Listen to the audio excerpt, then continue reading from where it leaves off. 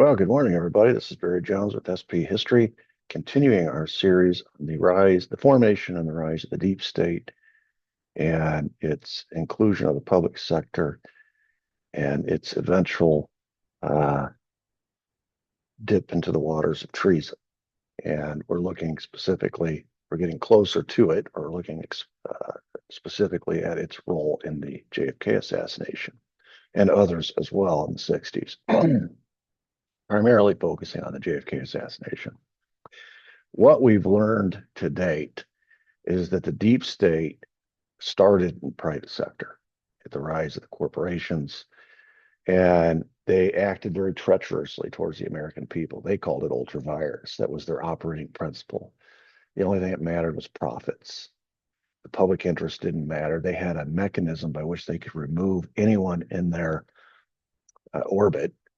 Maybe it was a CEO, maybe it was a board member who acted in the interest of the public. It was all about private interest, selfish interest. And ultimately, they had covered themselves with immunity. And that's how they acted treacherously. Eventually, as we ran out of real estate here at home, these deep staters began looking abroad and encouraging foreign interventions so they could get, for example, good climate to grow sugarcane, like Hawaii, Cuba, and other natural resources that they wanted for their businesses to make more money. But they needed military in most cases to make that happen. Hawaii cooperated, but it still took the U.S. Marines to go in there and force Hawaii to sell to the Americans. Other places weren't going to be so accommodating, so we need the U.S. military. So they began to look for ways to ingratiate themselves, these private sector deep staters, to the U.S. government, so they could use the U.S. military as their hammer. And this desire, this lust for overseas territories, all the natural resources, markets, and things that came along with imperialism, uh, this greatly influenced the public sector as they saw benefits to themselves as well. And they began, with the help of these deep staters, the private sector, they began propagandizing and false flagging America into foreign wars. It started with the Spanish-American War and World War One, eventually World War Two, and that's when the treachery became treason. And we've defined treason as the aiding and abetting of one's enemy, the overthrow of one's government, the killing of the king, giving aid and comfort to the enemy, um, betraying your own country. You know, and what was happening was these deep staters who are now they're private sector, but they have influence over the public sector. It's not their kids who are going fighting and dying. It's their money at stake, and that's why they're fronting these sort of operations. But it's the American people at large whose kids are going fighting and dying. That's treason. Okay.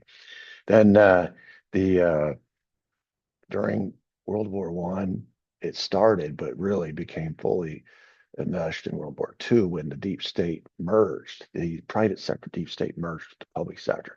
Now, I believe, giving them the benefit of the doubt, that they were acting out of patriotism. When Woodrow Wilson asked the best and the brightest in the private sector to come help the public sector run the war effort, specifically the economy, the war economy, I believe they did so out of patriotic, you know, motives. But it never stays that way. Once they realize, at the end of World War One, they saw how much money could be made fighting these wars. And they even had a committee that looked at it, the Night Committee, and they added it up. They're like, my God, the fortunes that these companies made during war is going to incentivize them to want to have another war. And indeed it did, World War II. And so what happens is the merging of the private sector and the public sector deep state, and they brought with them this new business model, which is continual war. They also brought with them from the private sector this operating principle, ultra vires, which means now the public sector is just as motivated to act in its own best interest as the private sector was. Neither one cares about the public interest, and both of them have removal uh, capabilities of people who prove to be troublesome. Now, it's interesting. In the private sector, it's pretty easy. Just fire somebody, right? In the public sector, it's decidedly more complicated. You got to support the opposing candidate in the next election. You've got to somehow use scandal or discredit these people and force them out of office. And if none of that works, then you have to assassinate them. That's really the that's what it comes down to. It's just harder in the public sector to get rid of people anyway. But they also adopt that last principle, multipliers, which is extremely important, and that's immunity. Whenever they do something that qualifies as treason, whenever they do something that later could be viewed as treasonous, uh, the traitors are never brought to justice because now it's not the money of the private sector that buys the immunity. Now it's the power and the offices of the public sector. They control the law enforcement. They control the judges, the legal system. They control who gets investigated, who doesn't. They control who gets fined by the IRS or whatever. They control all those mechanisms. So it's beautiful. If you're one of them, it's beautiful. You've got it set up beautifully. The At first, this new deep state, this private public hybrid, this new deep state focused its energies targeting external threats. And we saw, especially during the Eisenhower administration, the CIA launching covert ops all around the world: Iran, Guatemala, Cuba, uh, the uh, the Congo, uh, Italy, Vietnam. I mean, the list is very long, right? They also launched an assassination program against external threats called executive action. This is for foreign leaders that uh, don't go along with the business model. They don't go along with the plan. They become obstacles to the plan, so they get taken out. At some point, these things are never static. They're always dynamic. They move, and that's the danger of opening the door even just a little crack. The door gets wider, the crack gets wider and wider. Pretty soon it's wide open. And this over time, as we get into the 60s, we see the new deep state, this hybrid of private and public. Now, instead of just targeting foreign problems, starts targeting domestic problems. It actually started before the 60s. If you go back during FDR's administration, there at the end, the business plot where they tried to overthrow him because they thought his New Deal policies were socialistic. It was costing them all kinds of money. So you saw a plot.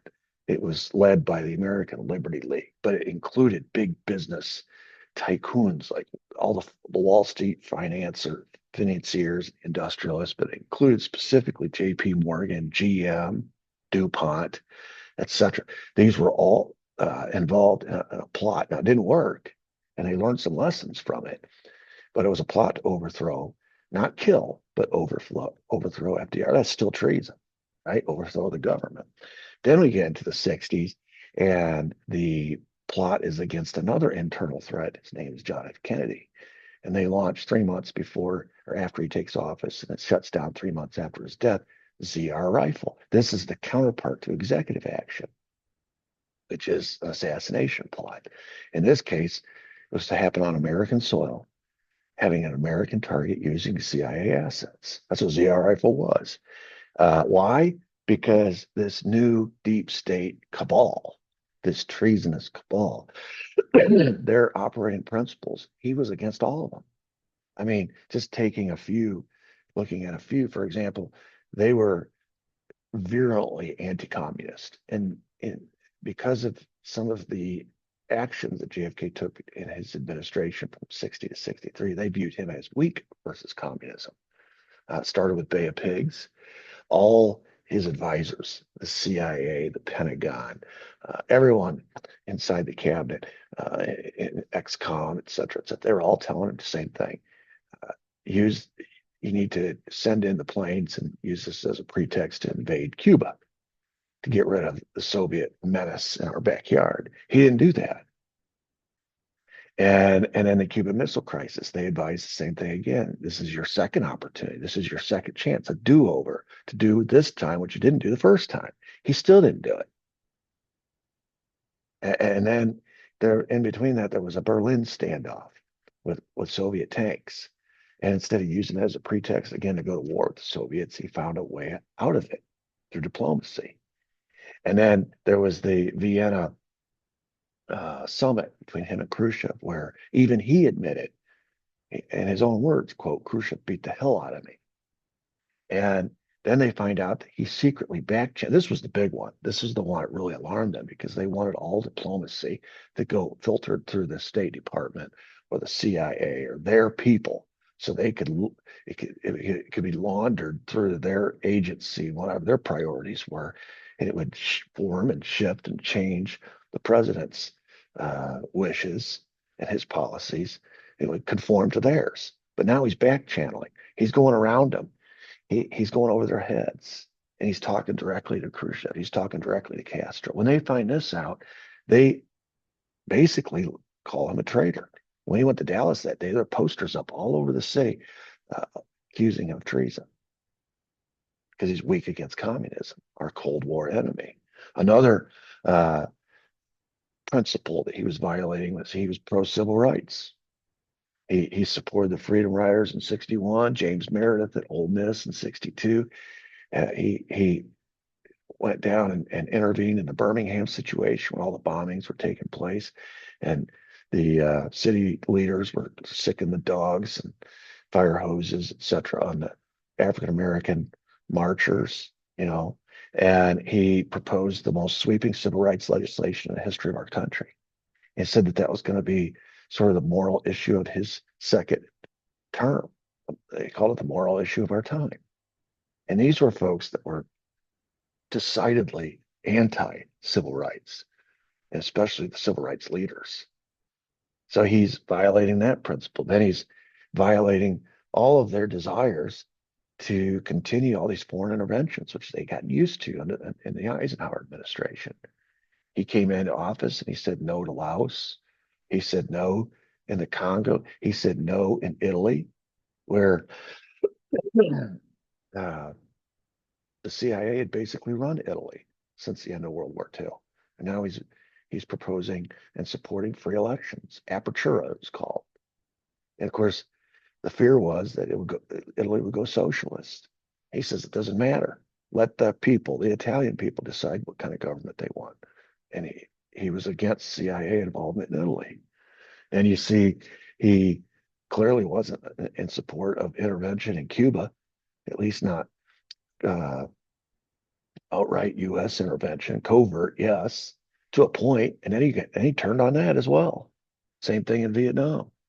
If he had won a second term, there'd have been no Vietnam War. And these are all things that these deep staters have been sort of nursing along, prepping, uh, just like they had in the '50s when Eisenhower was in charge. And they did it in Iran and Guatemala. This was the new decade, and these were the new priorities. And all of a sudden, we have an obstacle. And then here at home, there was a big strike. U.S. Steel had proposed all these price hikes. They virtually had a monopoly over the whole market. Instead of having the president's support, he came out against it. And he basically used all the powers of his office, of the government, to threaten U.S. Steel into compliance. And that pissed off a lot of big industrialists. They thought if he can do that to U.S. Steel, he can do that to anybody. Yeah. So again, these big industry types, these deep state corporatists are watching that, taking notes. And then, as far as the CIA was concerned, after Bay of Pigs, he authored 3 national security action memos, 55, 56, 57, took away a bunch of the CIA's power, their funding, transferred covert ops from CIA to Pentagon, where he would have control over it, jurisdiction. So he had a war going with the CIA. I could go on and on and on. The point is to illustrate that the deep state had serious motive to remove JFK. Just like ultravires in the private sector said, if you don't support the profit motive of the corporation that you're running, Mr. CEO, you will be fired. A board member, you will be fired. Well, now we have a public sector employee who's standing in the way. And it looks like he's going to win re-election at 64. It really only leaves one choice. That's assassination. You can't fire the guy, right? Uh, the media is covering for him. You can't discredit him. You can't cover him with scandal. They won't cover the scandals. It only leaves one option. The interesting thing is that the industries that feed this national security apparatus uh, always walk away. They seem to melt into the ether or into the background, and no one ever points a finger of blame at them. You know, we talk all the time about the assassination of JFK. We talk all the time about CIA and its involvement.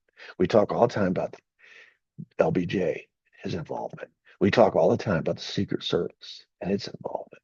We talk all the time about the FBI and its involvement. We talk all the time about the Pentagon and its involvement. And they were involved, all five of those. Why don't we talk about the big industrialists who run these corporations and pay all the bills? That seem it's such an obtuse thing that we or vague thing. It's hard to pin down all these different corporatists who are involved. I've named a few. When we got into the LBJ section and the Suite AF, I talked about the big oil people: Clint Murchison, H.L. Hunt, Harold Dryholzberg. I talked about uh, these these these guys down in Texas that formed a sort of a mafia, a Suite AF mafia, where they'd meet at the Lamar Hotel, and they were supporting LBJ's political career, and had all these big business guys. And it wasn't just oil. You know, Brown and Root Construction, General Dynamics was all these big construction companies that stood to profit from another war. And they're the ones paying all the bills, but they always walk away unscathed. We point the fingers at the governmental actors, the agencies. It's interesting. None of these governmental agencies can carry out any of this without the support. And by that, I mean the money, the backing of these private sector industrialists, because they all operate on budgets, budgets that are fixed, budgets that are public. And so they have limits to what there's oversight, right? So it's just a lot trickier. They can bring in private sources of money. We've seen that with the CIA and drugs and all that kind of stuff. But it's just a lot trickier. It's a lot easier if you have this marriage between private and public, and the public carries out the functions of what the private wants them to do. And that's essentially what's going on. These industries and the industrialists that own these big corporations use their money and their power and their influence to to move the deep state, uh, these governmental actors, in a certain direction, in their direction. They're very careful to keep their hands clean, right? While their governmental eunuchs do all the dirty work. Now, there's one exception in that whole arrangement. You have this dichotomy between private and public, right?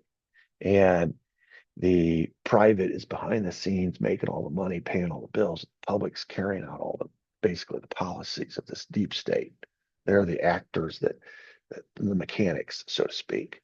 But behind the scene, the ones pulling the strings are these industrials with all the money. And the whole purpose the deep state does the things that it does is for money. So it's all about money. So money equals power, right? Well, the one exception is organized crime. We haven't got to that yet, but organized crime kind of floats in both worlds. They help pay the bills. You know, we talked about the S Force. It was the organized crime syndicate operating out of Chicago that was paying all the bills off a skim from two Las Vegas casinos. It was all off the books money that paid for the S Force, which culminated in Watergate in 72. So they pay some of the bills, but they also act as the mechanics and get their hands dirty and do some of the dirty work. Right? All kinds of examples of organized crime figures in Dallas or other places helping carry, because there was a marriage at some point between the CIA and organized crime. And so that's the one exception. But other than that, you have the governmental actors, you have the private sector. Organized crime kind of floats back and forth between both worlds, but they're all acting in concert. They all have the same similar motives. And so they all have different roles to play in these conspiracies, uh, according to whatever their expertise is.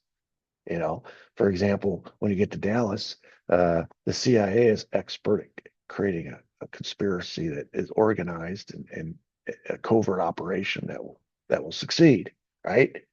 Putting people in the right places, bringing the target into the between the rifles, all the things, right? But it's going to need help when it comes to the autopsy. That's where the Pentagon comes in, right? It's going to need help when it comes to the post-assassination investigations, plural. First in Texas, second in DC. That's where LBJ comes in. It's going to need help in exposing the target, uh, opening him up to all these fields of fire. That's where the Secret Service comes in, and it's going to need a lot of help because it is not supposed to operate domestically. Uh, and covering up their domestic operation and rigging the investigation afterwards so that when the Warren Commission goes to investigate or look at all the evidence, it only gets the evidence that supports whatever the predestined narrative would be. And that's where the FBI comes in. So they all have their own forms and functions and responsibilities, roles, et cetera, et cetera. We've been looking at the FBI. Now, so far, the definition of this new deep state is the national security apparatus and all the industries that feed it. And we've looked at the CIA. These are all governmental actors. We've looked at the CIA. We've looked at the LBJ. We've looked at Secret Service. We've looked at the Pentagon. Now we're looking at the FBI. You notice there's no private industry uh, conspirator here. But within each one, I've talked about all these different private industries that are feeding, mainly in the LBJ. That's where you see a lot of the connections, the direct connections between LBJ, a government actor, Vice President of the United States, and these sweet AF, these big oil people, these big contractors, defense contractors, et cetera, et cetera. And but we're starting to see it with some of the FBI too. I spent yesterday or episode 48 talking about trying to answer one question, and we're just at the beginning of it. Okay. But the question was, how was J. Edgar Hoover's personal ambitions, his politics, and his connections? How did that bleed into his personal uh, politics, his personal ambitions, his personal connections? How'd that bleed into the FBI itself, creating an institutional motive that wanted to participate in this plot? How did that? And we talked about his ambitions. He had a power ambition. An ambition to be as powerful as possible. We saw that in how he uh, petitioned constantly, just badgered Congress to give him more power when he was in charge of the Bureau of Investigation. So much so that, in fact, they eventually gave him that, acceded to his wishes and gave him what he wanted and created the FBI, and gave him all the powers he was asking for. We saw it with his relationship that he sort of nurtured between himself and FDR. And then when he got to Truman, and Truman wasn't quite as anxious to get along with J. Edgar Hoover, he used uh, leverage by leaking the information that he had given to Truman. He leaked it to somebody from the opposite party, Richard Nixon, and it thrust Richard Nixon into the limelight. I'm sure it embarrassed Truman, but it was a lesson to future presidents that this guy Hoover, uh, you may not like him, you may not trust him, but he has access to things that could really help you politically. And Truman paid the price for it. Nixon reaped the benefits of it. And of course, later he's going to turn that into leverage that he can use against presidents to get his way, up to and including eventually blackmail. And I'm trying to lay the groundwork. You can see it started off with this nice, cozy relationship where he basically used uh, flattery to get FDR on the side. And then he used a little bit of leverage and leaking and strategic leaking to get it over on Truman. Eventually, he's going to run into somebody that none of that works. The blackmail doesn't work. The leverage doesn't work. The flattery doesn't. Nothing works with JFK. So what's the next step past blackmail? It's assassination, right? But I'm just kind of building to that moment. But that again, it's all about power. He derived his power from whoever the president was. And so it paid to either have leverage or to have a good working relationship, to have blackmail, or to have the ultimate trigger, which is the power of assassination over that guy. So you could get what you want. It's all about power. And we saw that as far as his personal politics, he was virulently anti-communist, just like all these deep staters, these other folks within this deep state umbrella. And we're going to find out today he's also virulently anti-civil rights.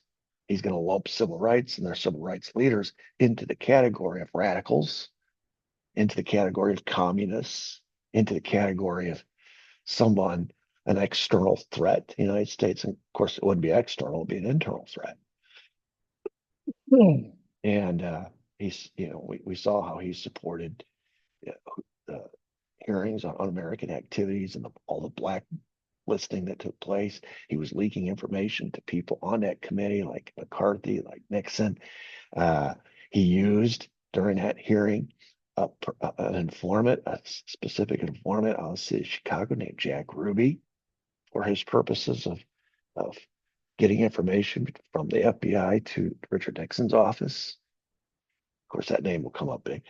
Today, we're going to find out that he's willing to go even further, and instead of just investigating external threats or potential external threats, he's going to now look at internal threats. Just like the deep state started focusing on external problems, so that they could have their foreign interventions, and eventually morphed into internal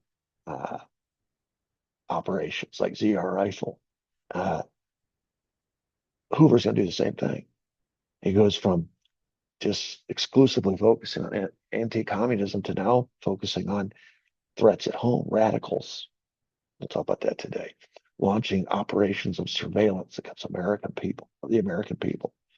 Then, as far as his connections, we laid the groundwork where he was recruited in by these big oil people down in Texas into this Sweet 8F mafia, where he met LBJ and established a long-running relationship, where he met a whole roster of big-time movers and shakers, like Murchison, like Richardson, like LBJ, like Hunt, like Dryholes-Burt, like George H.W. Bush, like Richard Nixon. We also saw that because of his relationship with Murchison and his 18 summers in a row going out to his hotel in La Jolla, California, and betting on the racehorses, that he's mixing and mingling with mobsters like Meyer Lansky, like Traficante, like Giancana, like Marcello, like Johnny Rosselli.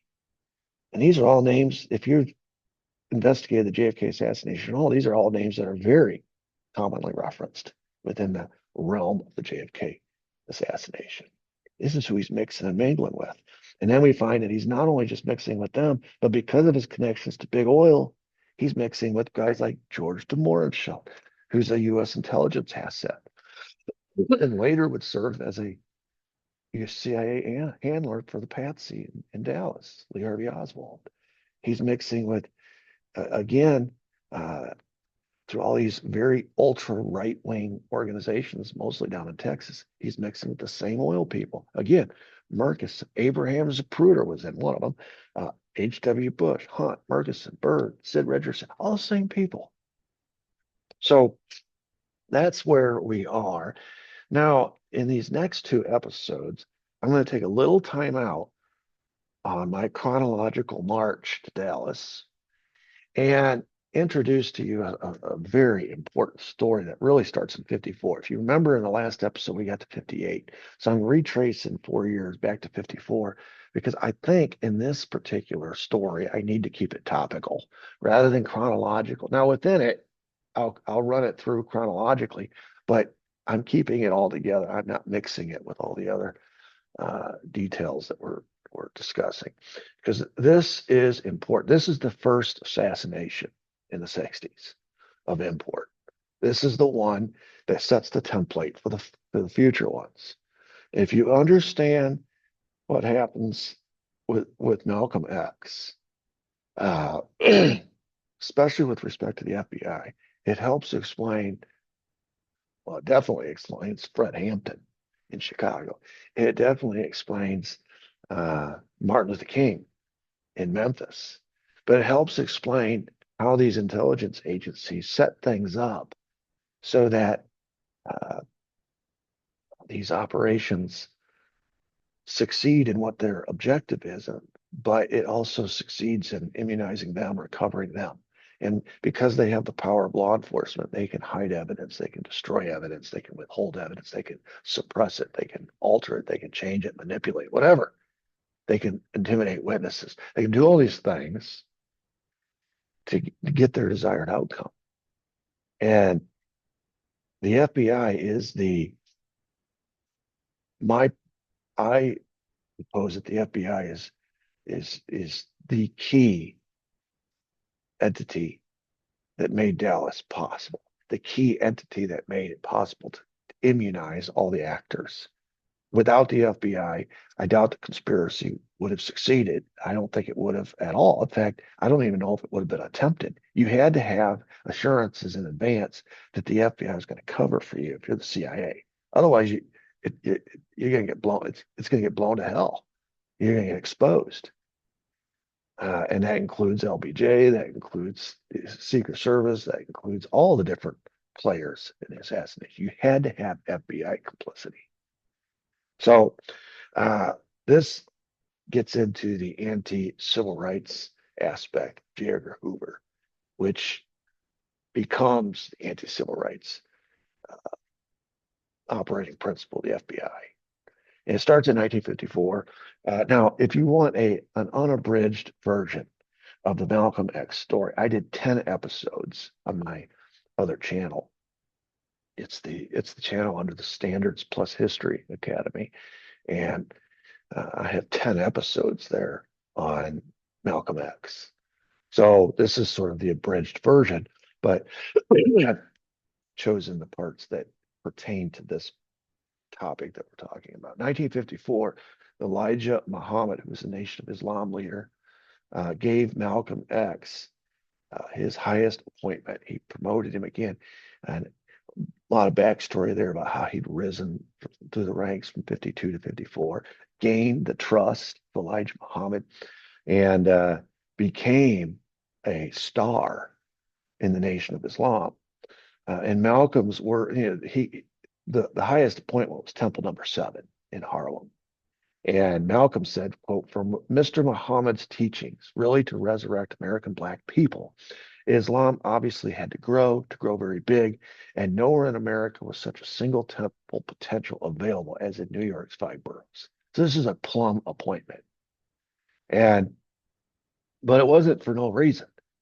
Now, Malcolm X had been his charisma, his tireless recruiting, all the speeches that he gave, his organizing of Nation of Islam. He was very effective. And from 52 to 54, Elijah Muhammad had witnessed that firsthand. And now for the next 5 years after he gets the Harlem gig, membership in the Nation of Islam swells to over 40,000 people, 49 temples across the country. So he was richly rewarded, Elijah Muhammad, for making this appointment. Now, all of this notoriety that Malcolm X is gaining is catching the attention of the FBI. Zahir Ali, who was a historian, said as Malcolm X rose in popularity, he began registering on the radar of the FBI.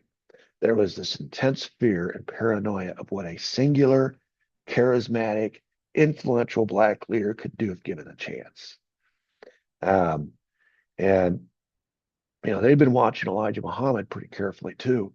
But the difference between Muhammad and Malcolm X was Muhammad was a spiritual man that a lot of folks followed and trusted and was was viewed as a brilliant spiritual man, but he wasn't a gifted orator. How many times have you seen that in history, where the guy who comes along captures the attention of the people is the guy who could speak? And oftentimes there's somebody else behind the scenes who is the idea person, but it's this person that can speak that gets all the credit. And his movement is the one that takes off. And that's kind of how it was initially with Malcolm X and Elijah Muhammad. Now, according to FBI documents, they had already been kind of observing and surveilling Malcolm X. He'd been in jail in the 50s. He was in prison. He was kind of a hoodlum. He was a kid. If you know his background, you understand why. He gets out of prison. That's where he converts. He gets out of prison and he gets accepted into the Black Muslims movement. And as I said, from 52 to 54, he starts transitioning into Nation of Islam leadership. And they start paying attention to him because he's rising to the ranks so quickly. So they're monitoring him daily. That's according to FBI's own documents. Their worst fear, they'd been watching Elijah Muhammad too, but he was not a political guy. His was all about the religion, uh, Islam. And the worst fear that the FBI had of Malcolm X was that he would influence Elijah Muhammad to become more political. And the reason they're afraid of it is because of the fruits of Islam. These guys here sitting there in uniform, uh, they were like the Nation of Islam's own paramilitary organization. And if Malcolm X, who was very political, could influence Elijah Muhammad to be more political, the fruit of Islam, these young African American men, many of them recently released from prison themselves, could take to the streets and become soldiers against the establishment and be very, you're talking about very motivated soldiers. Ultimately it would go back to a religious thing. People will fight and die for a God. And you talk about a strong motivation. So Hoover in 56 and the FBI began officially carrying out detailed investigations and surveillance of any prominent person whom he thought was dangerous, was left wing, was too political. He included on his last list any suspected communists or radicals, leaders of civil rights movements, any opponent to the Vietnam War. Now that came a little bit later, and this was called COINTELPRO. This ran officially, according to their own documents, between 56 and 71. So you're talking about a 15, 16-year period there. COINTELPRO stands for counterintelligence. Uh, it's a spy program literally targeting citizens of the United States. In this case, one of the targets is going to be Malcolm X and Elijah Muhammad.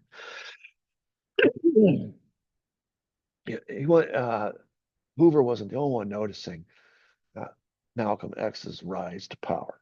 In 56, after he'd come to Harlem, Martin Luther King's movement took notice of him, and you're talking about a rival civil rights organization. And it's interesting, while Martin Luther King and his whole philosophy was one of outreach, of unity, of brotherhood, right? Resistance, non-violent, non-cooperation. He didn't advocate violence. So he was open to receiving this new civil rights agitator and accepting him into the brotherhood, so to speak. But Malcolm X didn't feel the same way. He did not reciprocate this kind of recognition. In fact, he viewed Martin Luther King and his followers as sort of sellouts. He said they were, quote, bourgeoisie nobodies who sold out to the white establishment. He was pretty hostile. When Martin Luther King spoke about nonviolence, Malcolm X took the opposite approach, advocated self-defense. He said many times, and this wasn't hidden. That's the thing about Malcolm X. You didn't have to try to figure out what he was thinking. He just came out and said it. He said, those of you who think we are here to tell you to love the white man, you have come to the wrong place. And that's what Martin Luther King was telling, uh, it's like, he was like, following the Gandhi approach. Those of you who think that you perhaps came here to hear us tell you to turn the other cheek to the brutality of the white man, I say again, you've come to the wrong place. And he's drawing a line of distinction. That's all Martin Luther King's marches were about, trying to instigate violence, but not black on white violence, white on black violence, and then create a situation where they were the victims, and people would they would have the moral high ground, and people would side with them. I mean, historically, Martin Luther King's approach worked, and Malcolm X's approach was doomed to fail. But he's young. He's not been through these battles Martin Luther King has. And so he wants to fight. While Martin Luther King dreamed of equality and integration inside white society to become part of it, Malcolm X preached separation, political, economic separation, and independence outside white society. In other words, racial separation, an independent black state. He said, quote, Martin Luther King is just a 20th century or modern Uncle Tom. That's the worst thing you could be called as an African-American male, an Uncle Tom. Anyway, he said he's an Uncle Tom who is doing the same thing today to keep Negroes defenseless in the face of attack that Uncle Tom did on the plantation to keep those Negroes defenseless. Nonviolence for the Negro is just another way of being defenseless. um, according to Akbar Muhammad, who was an assistant minister to Malcolm X, he said, quote, the civil rights in 1956, the civil rights movement was just getting cranked up, but laying down, letting people spit on you and beat you and turn hoses on you, and you just be there and nonviolent, it didn't appeal to Malcolm at all. He wanted something that had a little bit more bite to it. Malcolm X said, quote, it's time to stop singing and start swinging. The day of the sit-in, the crawl-in, the cry-in, the beg-in is outdated. I think you get the point. There was not Martin Luther King was extending an olive branch to Malcolm X. Malcolm X refused it, and it had a place. His message had a place, especially in the ghettos, where a lot of these young black men who had been in the criminal justice system and felt exploited or discriminated against, or in a lot of cases treated unjustly, unfairly, they had an axe to grind, and they were more prone to accept the message of Malcolm X than they were Martin Luther King. They didn't want to lie down. They didn't want to find common ground with the white man. And so in the ghettos, Malcolm X became the alternative to Martin Luther King's nonviolent, non-cooperation approach. And the expression by any means necessary became associated with Malcolm X and his movement within the Nation of Islam. And you start to see that's one of the reasons why the ranks of the Nation of Islam grew like they did, because all these young black men they really liked the message of Malcolm X. And so they joined his organization. Malcolm X says, quote, the goal of Dr. Martin Luther King is to get Negroes to forgive the people who have been brutalizing them for 400 years by lulling them to sleep and making them forget what those white people have done to them. And Malcolm X was going to remind them at every turn. So you see here, he's already attracted the attention of the FBI because of his sudden rise. Now he's creating a rift within the civil rights movement itself. So he's sort of creating division within the African American community, not just within African Americans in these two civil rights organizations, also as far as regions are concerned, like the ghettos are supporting Nation of Islam, and the outlying areas, rural areas, are small towns are supporting Martin Luther King's organization. So he's stoking these divisions. Then he does something that catches the attention of not just Hoover, but the U.S. government. In 1960, Fidel Castro was coming to speak at the UN, and he couldn't get a hotel in New York City. And so Malcolm X and the Nation of Islam arranged for Fidel Castro, who is, without question, public enemy number one at this point, This is before the election. So Eisenhower is president. Nixon, his vice president, is currently running all kinds of covert operations to the CIA to overthrow Castro's government, to assassinate Castro. There's an operation in the pipeline so that when Kennedy takes over the following year, Beta Pigs is supposed to accomplish the same thing. So all of the emphasis of the intelligence agency and indeed the White House at this time, all of the focus is on trying to get this guy out of power. And here comes Malcolm X along and the Nation of Islam. They invite Fidel Castro to stay at their hotel in Harlem, Hotel Teresa. And here you see the pictures of him and Castro, and then Hotel Teresa down there at the bottom. And boy, it all of a sudden it puts Malcolm X in a completely different light because now he is associating with an enemy, a so-called enemy of the United States. It's going to be very easy to paint him with that brush now when you see these pictures. And so that's when the surveillance really kicks into high gear. In 1960, Arthur Fulton, who was a 27-year-old FBI agent at the time, said that he drew Malcolm X as his assignment in 1960. So there's 1,000 agents in New York City. There was this one little squad run by a fellow named Ruckel that did black extremists. So I ended up on his squad. We called ourselves Ruckel's Raiders, you know. So I spent every day working Malcolm X. He said we ran spot surveillances, developing informants. We didn't have any black agents, so you had to go out and develop informants. These were just black people we picked up on the street. We were all the time looking for somebody you thought you could use. This is the FBI we're talking about. Not only us, but Bossie. Bossie had their informants too. In fact, we would share and exchange information. I'll explain Bossie in a minute here, but Garrett Felber, historian, said the growth of the Nation of Islam and the FBI surveillance of Malcolm X went hand in hand.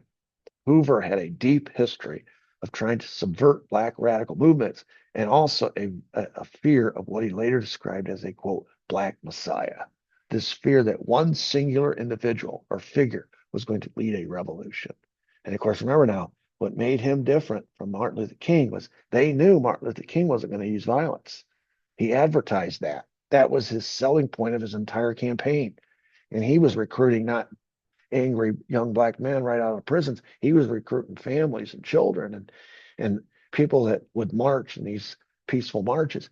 It's Malcolm X, the Nation of Islam, that's recruiting these young angry black men who have grievances, who've been in the penal system, recently released from prison, just like Malcolm X himself was. And they're outfitting them in uniforms, calling them the Fruit of Islam, and creating this paramilitary organization. So if you're Hoover, you have much more fear of Malcolm X, the Nation of Islam, and of course his boss, Elijah Muhammad, than you do Martin Luther King at this point in the game. FBI historian John Fox says, quote, the Bureau's investigation of Malcolm X really picked up in the early 60s as he became much more of a public figure because of his influence in bringing members into the Nation of Islam. He says, this organization's growing so fast. It's, again, I cannot emphasize this enough. It's who is being recruited. These are young black men of military age. The Bureau, like much of America, was afraid that radical revolutionary violence was on the horizon. They were very concerned that perhaps there would be a leader to rise and focus that anger. They knew it wasn't going to be Martin Luther King because he didn't believe in violence. But I just read you a bunch of comments by Malcolm X. He clearly did believe in violence, at least self-defense. Anyway, according to Fox, the FBI, took it on themselves to look for ways to try and prevent that. One of the things the FBI, and this is a pretty common intelligence tactic, was to use counterintelligence techniques. This is where COINTELPRO comes in, to try to get in between Malcolm X and Elijah Muhammad, split them, divide them. Yeah, you've heard the expression, united we stand, divided we fall. If they could sow division between Muhammad's side and Malcolm X's side, the thought was they could destroy Nation of Islam from within, and that would destroy the whole movement. Elijah Muhammad was not ignorant of the FBI's intentions. He complained often about the Nation of Islam being, quote, honeycombed with enemies who wanted to destroy the movement from within. Akbar and Muhammad said whether they were working for the FBI or the NYPD, the enemies of the Nation of Islam wanted to kill two birds with one stone. That was to take out Nation of Islam, but also take out the leadership of the Nation of Islam, because you could take out the Nation of Islam. If the leaders survive, they're going to create a new one. So you got to take them both out. David Garrow said, quote, the FBI had 3 human informants in the Nation of Islam whom it regarded as, quote, top level. This is according to their own documents. Top level, of course, means top level informants. And of course, Nation of Islam leadership structure was very small. So when the FBI says that they have 3 top level informants, they're only drawing 3 from a potential pool of about 10 people. So they had, just like Elijah Muhammad feared, they had honeycombed the Nation of Islam. That's a great word to use. Leadership with their own informants, and about a third of the Nation of Islam leadership were actually FBI informants. That's pretty amazing. And indeed, what they started to notice, I go into pretty in depth into the source of all these disagreements and things, these rifts between Malcolm X and the Elijah Muhammad faction of the Nation of Islam. Anyway, they start to notice this through their surveillance, growing tensions between Elijah Muhammad, especially his family members. It was sort of a family-run organization, and there was some jealousies there and things. And Malcolm X and the FBI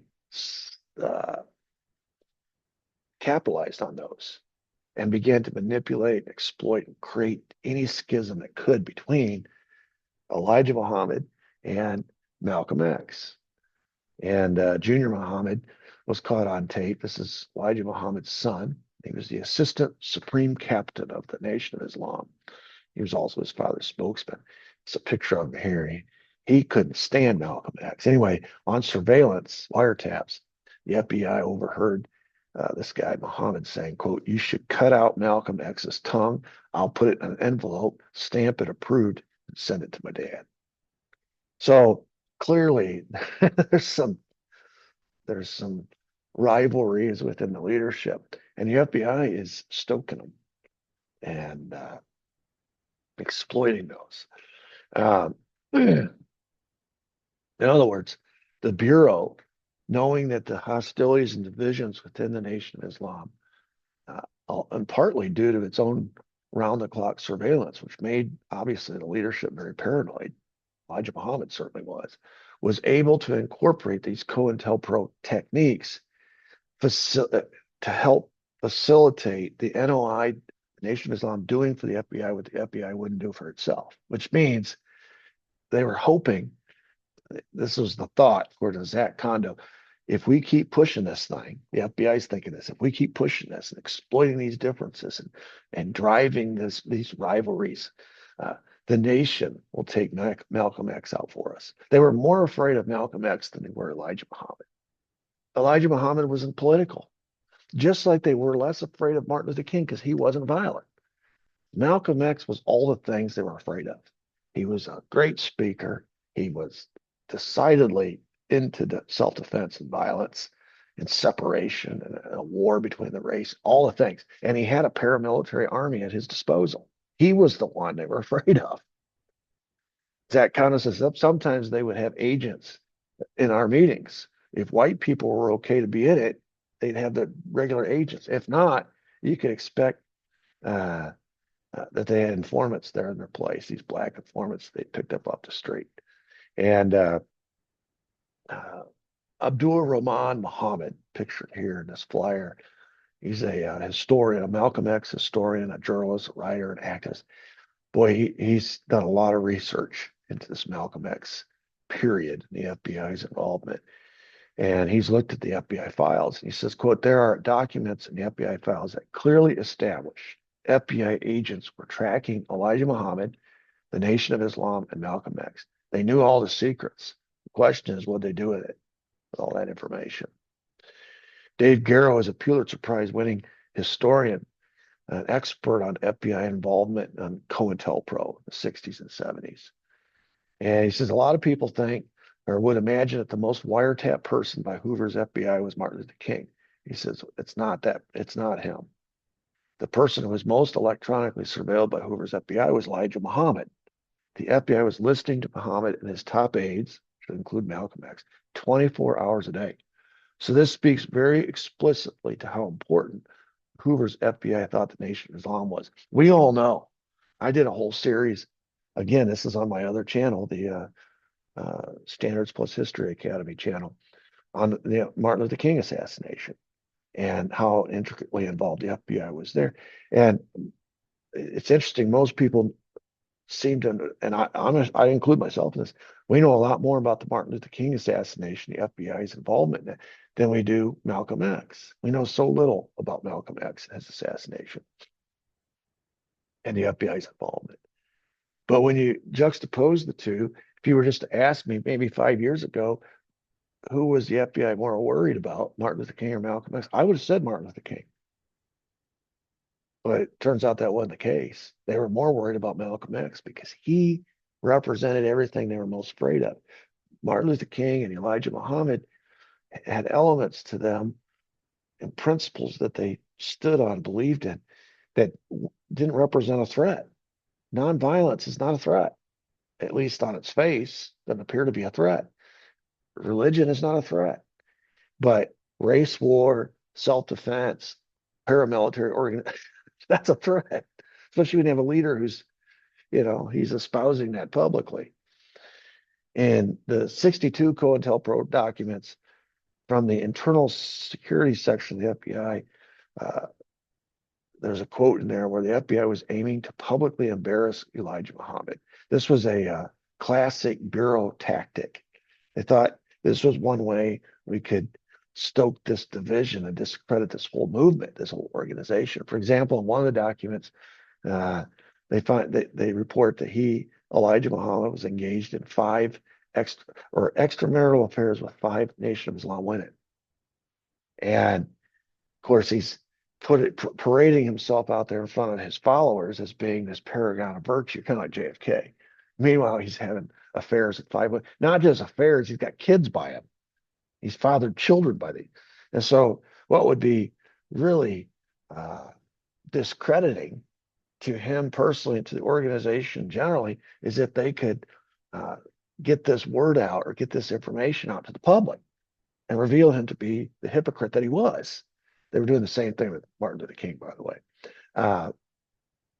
In document number 2, that one of the tactics was to mail an anonymous letter to his wife, his original wife, right, Clara, and just keep sending them at staggered intervals and make sure that they can't be traced back to the FBI, so that it sows division between her and him.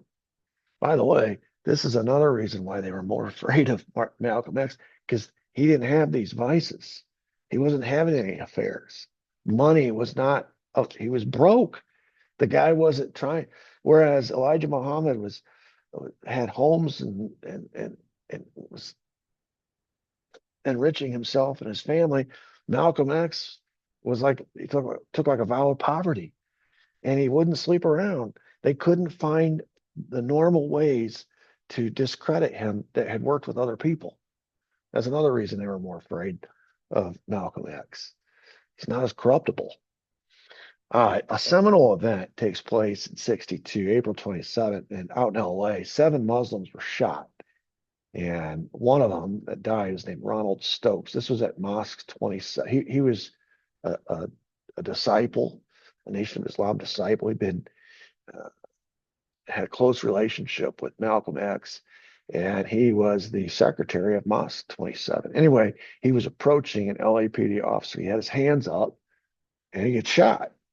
In fact, all 8 of those that were shot were, none of them were armed, and none of them were resisting arrest. And this is just one of those things that happens. So it was an illegal police raid on the temple. They didn't have a warrant.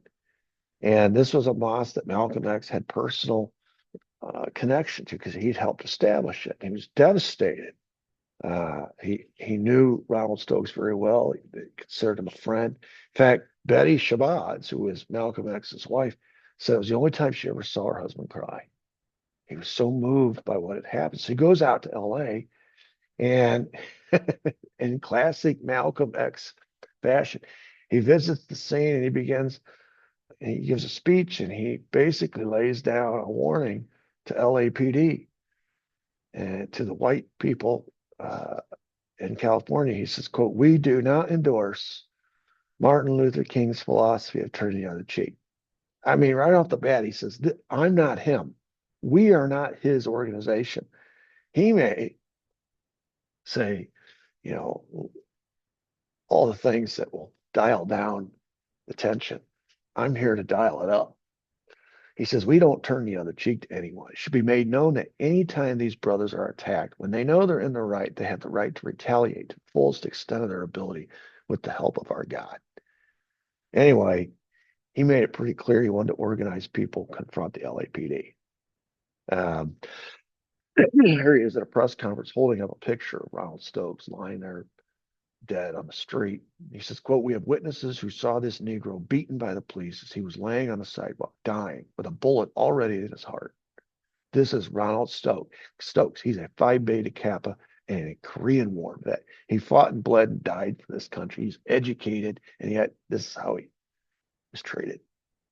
And Malcolm X, throughout this whole scenario out there, is not trying to find common ground with the white man. He is trying to stoke up a confrontation, is what he's doing. Now, the problem was his boss, Elijah Muhammad, didn't want any part of a confrontation. And he said, quote, "I'm not about to go to war with LA police." And so he told Malcolm X to cool down. And instead of cooling down, Malcolm X kept dialing up the rhetoric. So instead of supporting Malcolm X, the Nation of Islam published a simple protest of the killing of Stokes. And in doing so, sort of discredited Malcolm X, one of their own, because they weren't willing to go as far as he was. In fact, they chastised him publicly for his, quote, "overheated political rhetoric." And so it was humiliating. Malcolm X had to suck it up, turn the other cheek like Martin Luther King, because his boss, whom he had a lot of faith and trust in, and was obeyed him when he was given orders, he obeyed it. But now he's being told to act like Martin Luther King, and it's obviously it's humiliating. After all the rhetoric that he had gone out there and spilled about an eye for an eye and a tooth for a tooth, in the end, his organization did nothing except the same thing Martin Luther King's organization did. And it really made Malcolm X look sort of weak in this whole scenario. And I'm sure a lot of these paramilitaries, these Fruit of Islam guys that have been recruited in by him are looking at him saying, "Hey, what gives? This is our opportunity." You always said there's going to come a moment where something like this happens, and it's going to be the galvanizing moment for our movement, where we're going to take to the streets. We're going to create this race war. We're going to have a separation, an independent black state, all these things that you've been preaching. But instead, you meekly turned the other cheek and swallowed and did, he talked about being an Uncle Tom. Well, it wasn't Uncle Tom because he was obeying his boss, Elijah Muhammad. But anyway, it served the purposes of the white community, which didn't want a race war. Anyway, this public rebuke was intentional. It was humiliating. The FBI, excuse me, wiretaps and surveillance knew that there was a growing rift between Muhammad and Malcolm X. They knew this was coming. Basically, what it came down to is Nation of Islam leadership was concerned about Malcolm X because he was getting too popular too fast and he was getting too political. And so when I say the Nation of Islam leadership, I'm basically talking about Elijah Muhammad and his family. And then on the flip side, Malcolm X was getting frustrated with Elijah Muhammad and his family because they took an apolitical approach to everything on these race relation issues. And so there is an explosion just about ready to happen. And, you know, give him credit, Malcolm X, he's already, you've already seen him. He wasn't afraid to call for violence. And in the 50s, when he started to rise to power, he wasn't afraid to take on Martin Luther King. And now he's not afraid to take on the white man out in LA. And it turns out he's not afraid to take on the president either. In 62, he oftentimes criticized JFK, saying, quote, as long as the dogs were biting Negro women, Negro babies, and Negro children, President Kennedy said nothing. It was only after the Negroes began to strike back. In other words, he's taking credit. He said, you know, all these Martin Luther King marches, they're not accomplishing anything. That's not what forced JFK to act. He acted because he was afraid of what we would do. We're the only ones threatening to strike back. Nation of Islam, the fruit of Islam, we're the only ones. He's not.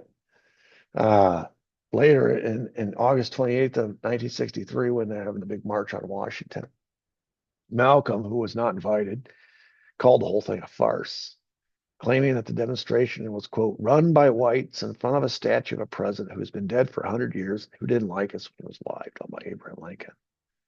So, you know, maybe some jealousy there, I don't know. But he just didn't feel like these public spectacles accomplished anything. And of course, this is the seminal moment, right? This is the I Have a Dream speech, Martin Luther King. And this is the beginning of the public pressure campaign to get the Civil Rights Bill passed in 64. And he's kind of on the outside looking in at this whole process. This is why I say Martin Luther King's approach, viewed over time, was much more successful than Malcolm X's approach. Malcolm X's approach divided, caused fear, division, and resulted in violence. That was his ideal. And here, Martin Luther King, you can see in that audience, there's a lot of white people in that audience. So he was able to, his movement was actually the one the FBI should be more worried about. Historically, if you look at it, viewed over time. All right. Then we get to the assassination a couple months later. This proves to be the breaking point between the Nation of Islam and Malcolm X, because Elijah Muhammad had a lot of respect for JFK. And one of his own had been, Malcolm X had been beating up on JFK in the months leading up to the assassination. And it was causing some division, more division. And after the assassination, Elijah Muhammad passed down the word to everybody underneath him to even comment on Kennedy's assassination. Just stay away from it. Don't touch this. This is not something we need to get involved in. It's not our fight, kind of a thing. Well, wouldn't you know it?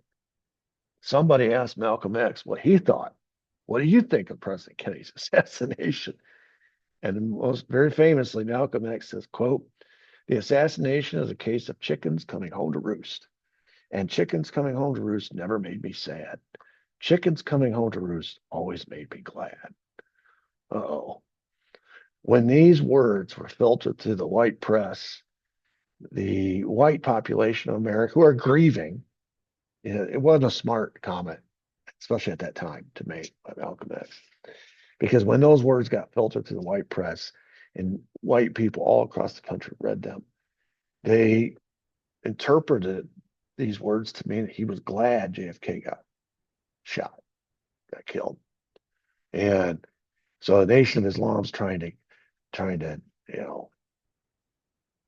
quickly distance itself from one of its own. They suspended Malcolm X as a spokesman for the Nation of Islam for 90 days. And during that time, the whispers within the Nation of Islam got pretty dark. According to Abdul Razak, some of the Nation of Islam members were saying he was never with the messenger to begin with. The messenger is Elijah Muhammad. And they're saying things like he ought to be killed. According to Razak, he personally warned Malcolm X, saying, Malcolm, it's escalating. They're talking about killing you. So now he's got, he's not just worried. If you're Malcolm X, Hoover's been surveilling you. If you're the Nation of Islam, you know that Hoover has infiltrated your organization. Uh, if you're Malcolm X, you already know the white man probably hates you because you certainly said so many incendiary things. And now you got to worry about your own. On January 6, 1964, just a couple months later, he goes to Phoenix to meet with Elijah Muhammad. And Elijah Muhammad says, quote, you got to put out this fire you've started. And it wasn't just about what he'd said about Kennedy. In this interim period, Malcolm X had let leak his suspicions that his leader, Elijah Muhammad, was engaged in adultery with those 5 Nation of Islam women, and it caused a major stir. So I think what Elijah Muhammad was most concerned about at this time was the damage to his reputation. Anyway, Malcolm X was a real problem for him. As a result, Muhammad removed Malcolm from being minister of the Harlem Temple number 7. He said it was temporary. It was pretty clear early on this was going to be permanent. January 15th, 64, a couple weeks later, Malcolm X ends up spending about a week down in Miami with Cassius Clay. Cassius Clay was not yet a Muslim, but he was sort of in process of becoming a Muslim, and his personal religious counselor or advisor was Malcolm X. And he was in preparation for a fight, big heavyweight fight against Sonny Liston. So he goes down there, Malcolm X, and spends a bunch of time. Of course, he wins that big fight, and both sides look to exploit that, the fame of Cassius Clay, who renamed. Anyway, he converts, long story short, and the visit and the relationship that Malcolm X had with Cassius Clay, later Muhammad Ali, proved to be a real source of tension between Malcolm X and Elijah Muhammad, because both sides wanted to lay claim to him. After he converted and became Muhammad Ali, he becomes a member of the Nation of Islam. And this all happens at a convention where Malcolm X wasn't even invited. Remember, Malcolm X is persona non grata with the Nation of Islam at this time. And so here is basically his convert being accepted in as a member of the Nation of Islam. They change his name. They go through the whole ceremony and whatnot. And then he goes and he wins this big, on February 25th, he wins this big heavyweight fight against Sonny Liston. He's now the heavyweight champion of the world, and he's a member of the Nation of Islam, and he's just changed his name.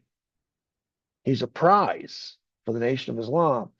Elijah Muhammad saw Muhammad Ali as his meal ticket to more money and more influence, more power for the Nation of Islam.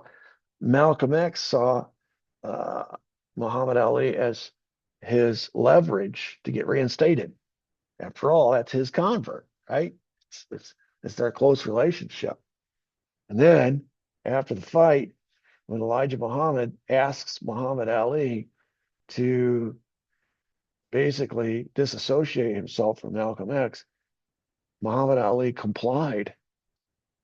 And so when that happened, it's like he's chose a side, and his side is Elijah Muhammad, not Malcolm X, his friend. And it's at that point Malcolm X realizes, I'm done. As far as the Nation of Islam is concerned, I'm done. I'm not going to be reinstated. And so at that point, look at the date on that, February 25th, less than a week later, he goes and has a meeting with Martin Luther King.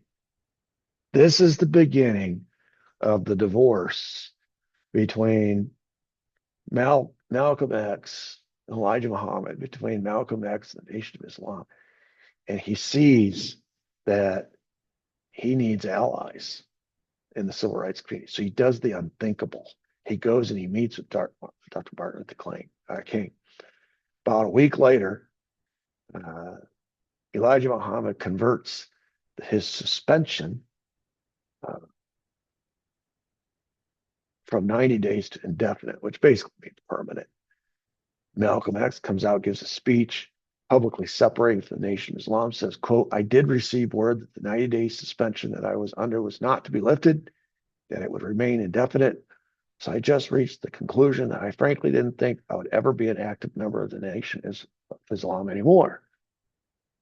And it's at that point that the FBI learns through an informant that Elijah Muhammad had ordered Malcolm X both surrender his home and his car. These are both owned by the Nation of Islam. And so now, if he has to leave his home, he's going to be homeless. Like I said, the guy didn't have any money. It's not like he had a second home. He was living in company property, so to speak. So after the split in March of 64, Malcolm X, he has that meeting March 1st. From that point forward, he starts moving closer and closer to MLK, who was once his sworn enemy.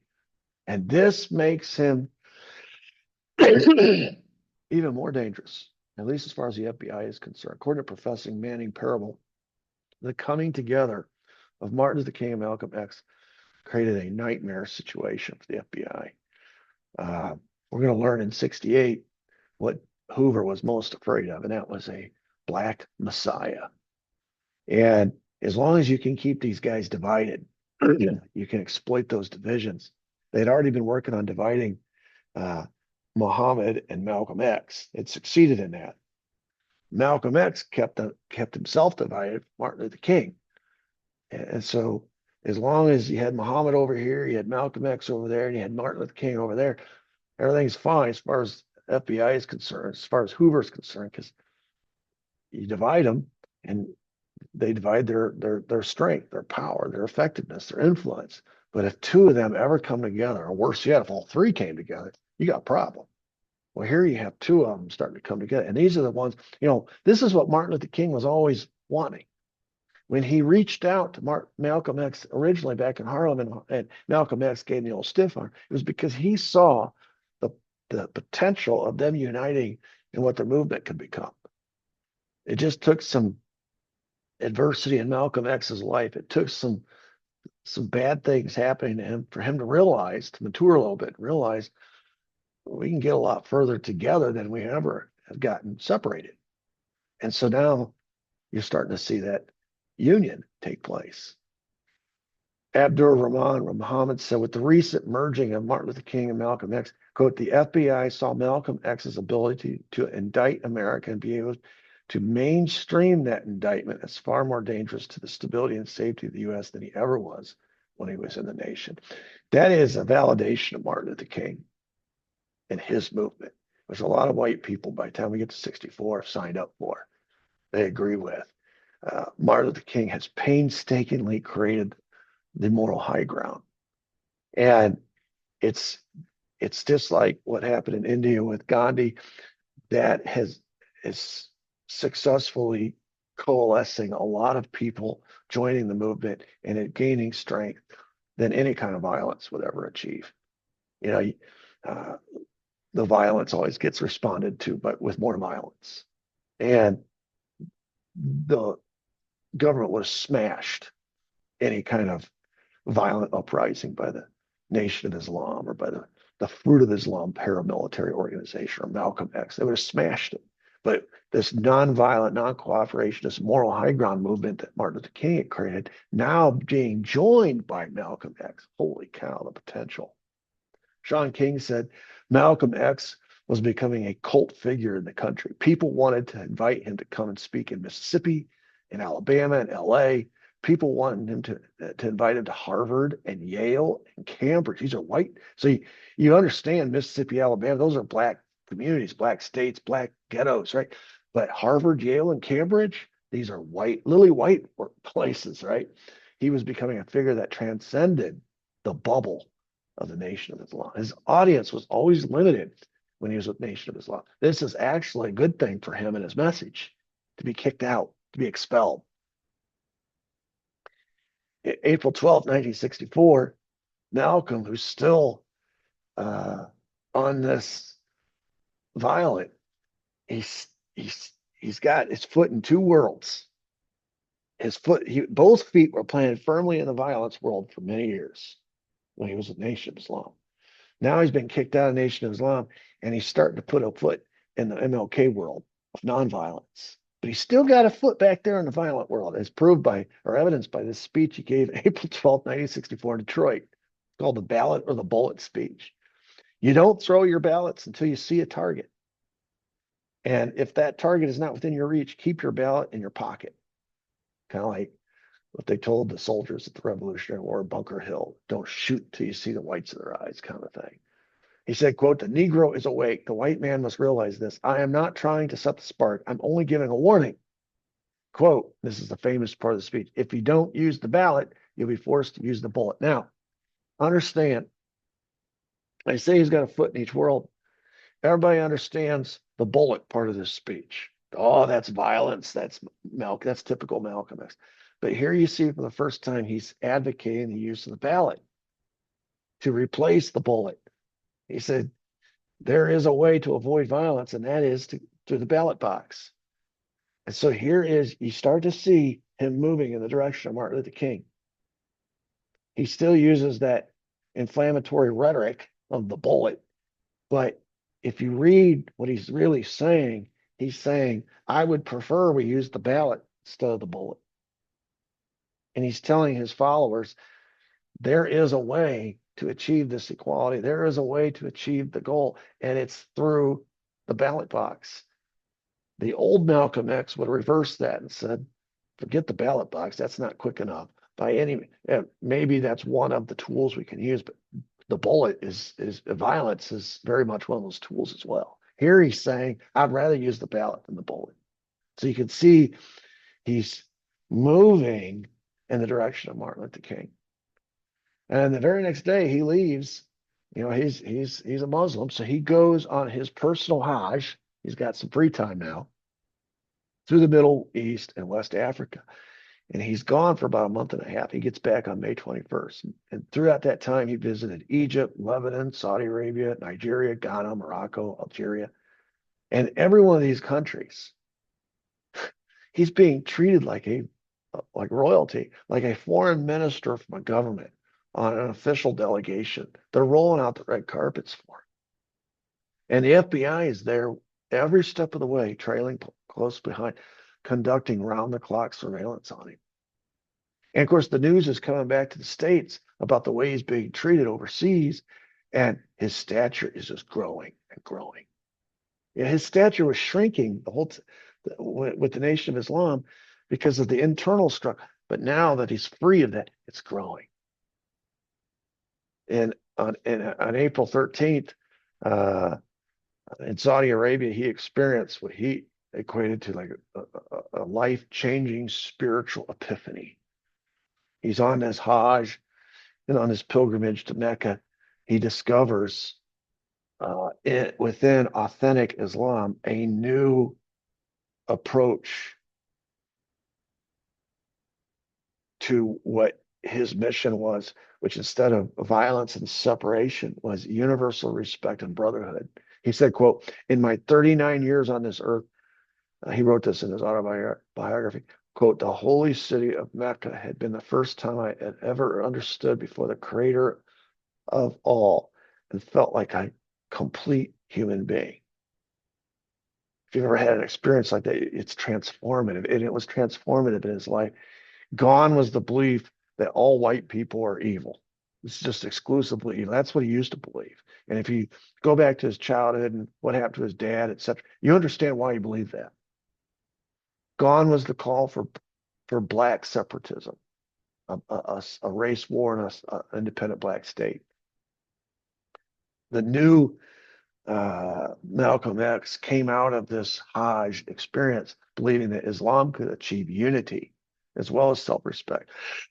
He said, because of the spiritual rebirth which I was blessed to undergo as a result of the pilgrimage to the holy city of Mecca, I no longer subscribe to sweeping indictments of any one race.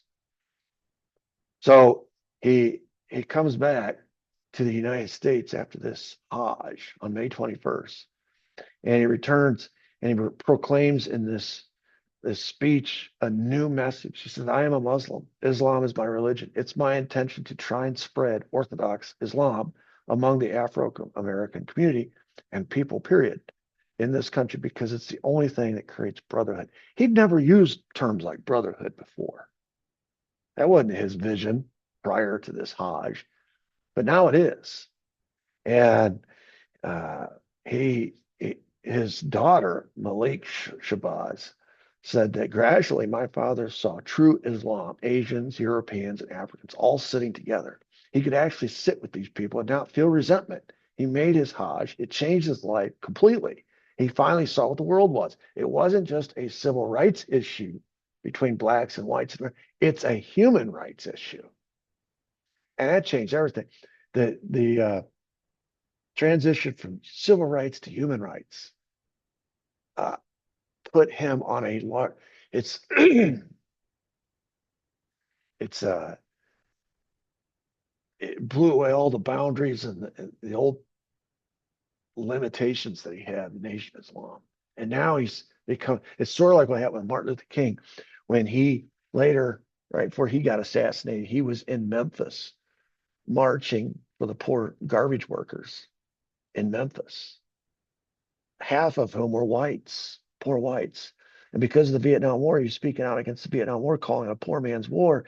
And because of that, the poor whites whose sons were getting drafted and going to fight in that war, they didn't have any voice in Washington. Their voice became Martin Luther King. And the fear Hoover and others had of Martin Luther King was that he was becoming, instead of an icon in the civil rights movement, he was becoming an icon to half the country, poor whites, poor blacks, and everybody in between. And he was transcending the civil rights movement and becoming a spokesperson for the whites as well. He could become our first black president. His movement had exploded and multiplied in size, scope, and influence. Same thing was happening now with Malcolm X. He was asked at a press conference if his new message of love and brotherhood contradicted his earlier message of, quote, hating hard. And he said, quote, I never did hate anybody hard. It's hard to convince whites of that, but that's what he said. Now, if these words are spoken by anybody else, they wouldn't have very much impact. But everybody knew how vocal he had been prior, when he was with the Nation of Islam, about self-defense and taking up arms and race war and independent black state, black separatism, about violence, defending yourself. And he was recruiting all these former prisoners into this paramilitary organization called the Fruits of Islam. Everybody knew about black power and how he represented. And now all of a sudden he's saying the exact opposite. And so new article, you see this article here, man who hates whites. That was the stereotype. That was the belief. And it wasn't altogether wrong, but he's had a religious awakening, conversion. And so the new headline is the priest of black pride no longer hates the white folks. And so now it's a human rights issue to him. And he says, as long as we think that we should get Mississippi straightened out before we worry about the Congo, you'll never get Mississippi straightened out. He's saying that I'm as concerned now about what's going on in Africa as I am here in America. And because human rights transcend national boundaries. And he begins targeting a new enemy. The old enemy was white people. And that had a visceral response in the white America. But now he's giving a speech drawing parallels between European colonial rule and institutional racism in the United States. He's saying the police in Harlem were just like the French in Algeria, like an occupying army. So now he's talking about colonialism, imperialism, and how that's the same, that these occupying armies that force these smaller, weaker countries to become colonies of these larger, more popular, powerful countries. It's the same as the police in Harlem doing that to, these white policemen doing that to the black inhabitants of Harlem, the different ghettos. He's equating imperialism with racism. colonialism with racism, occupation. And of course, all these, just to take a little as an aside here, the deep state, as I said in my intro today, that when it became a deep state that merged between private and public was when the private, who realized they needed access to foreign territories, needed foreign interventions, needed the military, the United States government, to be the hammer. So then you get this merger between the two, and they began going around conducting all these foreign interventions. That was one of their principles: expansion, colonialism, imperialism. And now you have this guy. Yeah, it's one thing when he's talking about racism, and the issue is localized, but now he's talking about the larger picture, and he's treading on some toes here, some deep state toes. According to Manning Parable, for the first time, he publicly made the connection between racial oppression and capitalism. He starts talking about socialism as being the ideal. Capitalism is anything to an extreme is harmful. Capitalism taken to an extreme is harmful. We all understand that. Greed and what that can result in. And these deep staters had been, in the interest of greed, had been treading on, acting treacherously, later traitorously, committing treason to add more natural resources, more foreign territories, so they could make more money, more money. It was all about more, more, more, more. He says capitalism, unrestrained capitalism, yields unrestrained greed, which results in all kinds of racism and discriminatory behaviors and exploitation, et cetera, et cetera. In other words, he's equating capitalism with racial oppression. And of course, he's already equated imperialism. And the reason we have imperialism and colonialism is because of capitalism, the greed, the want for more. That yields imperialism, which results in racial oppression. It all starts, the boogeyman is capitalism. And he says, quote, African Americans should emulate the Chinese and Cuban revolutions. Now he's talking up Fidel Castro and his revolution. All the countries that are emerging today from under colonialism are turning towards socialism. I don't think it's an accident. So Malcolm X is, again, getting himself quickly in hot water with the powers that be, because he is espousing socialism. He's being friendly with Castro and the Cuban Revolution. He's talking down capitalism. He's linking up with the other primary civil rights leader, Martin Luther King, and he's becoming bigger.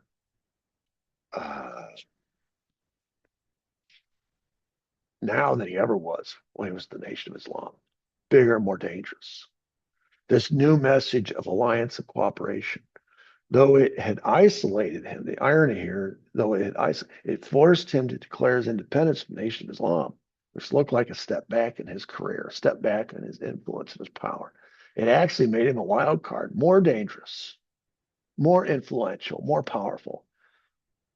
And, rival civil rights organizations are now looking at him and realize, boy, he's a threat to us. But bigger than that, more importantly, he's becoming a threat to the United States government. This deep state that has designs on foreign intervention, that wants unrestrained colonialism, this big empire, that is not in favor of the civil rights campaign. And this guy's becoming a problem. And it's not just support growing from within, it's support now growing from without, outside the country. He was starting to connect more and more with the Cuban Revolution, talking more and more about it all the time. He said, quote, the Cuban Revolution, now that's a revolution. They overturned the system. Revolution is in Asia, it's in Africa, and the white man is screaming because he sees revolution now in Latin America as well. How do you think he'll react to you when you learn what a real revolution is. You see what he's saying? He's saying revolution is in Asia, revolution is in Africa. Now the white man's screaming because it's right on our border down in Latin America. And how do you think he's going to react when it comes here? He's talking revolution here in America. And if you're Hoover, if you're the FBI, and you're trailing around behind him watching all this, you're seeing, remember now, Hoover, first and foremost, is virulently anti-communist. And communism is just the extreme form of socialism. And now you got this guy, he's pro-civil rights, you're anti-civil rights. He's pro-socialist, you're anti-communist. He's become a problem. This has not been corroborated officially, but a lot of the writings of Fidel Castro and Che Guevara, when you juxtapose them with Malcolm X's writings in his own diary, there's symmetry there. And there's hints or clues to point to a meeting between Malcolm X and Che Guevara and Fidel Castro, maybe on one of his trips to Africa. There's some indication even that they invited him to Cuba to participate in revolutionary activities based in Havana. Malcolm X even referenced some of these vaguely in his speeches. And so you take all that together, and that leads us to June 5th, 1964, a memo from FBI Director J. Edgar Hoover. Very simple, very forthright, very straightforward. Quote, all caps, do something about Malcolm X. Enough of this black violence. And that's where I'm going to leave it today. We'll come in. This is episode 85. So episode 86 will 40, 48, 49, I think. I don't know. Whatever episode this is, whatever number it is, we'll finish it. This story, this particular part of the story in the next episode. But you can see this is a perfect place to leave off because they've already been doing something. They created a division between Malcolm X and Elijah Muhammad. But they pushed Malcolm X right into the arms of Martin Luther King. It's kind of like what we did with Cuba. You know, after Fidel Castro took over in Cuba, we threatened him and gave him all kinds of directions and instructions. I think we even gave him a ultimatum or two. Richard Nixon went down there and talked to him. And he just said, screw you, I'll go link up. We literally pushed Cuba right into the arms of the Soviets. And all of a sudden, a little problem in our hemisphere becomes a major problem of international scope. We've mishandled that badly. Well, here, the FBI, in an effort to discredit the Nation of Islam and to undermine its credibility, separated the two leaders, but in doing so, pushed the real dangerous one, at least as far as they were concerned, right into the arms of Martin Luther King, doubling its problem. And now, June 5th, 1964, surveillance is not going to be enough anymore. Informants are not going to be enough anymore. Exploitation is not going to be enough anymore. When the FBI director writes in all caps, do something about Malcolm X, you know, things are starting to get real. Okay, until next time, God bless. Thank you.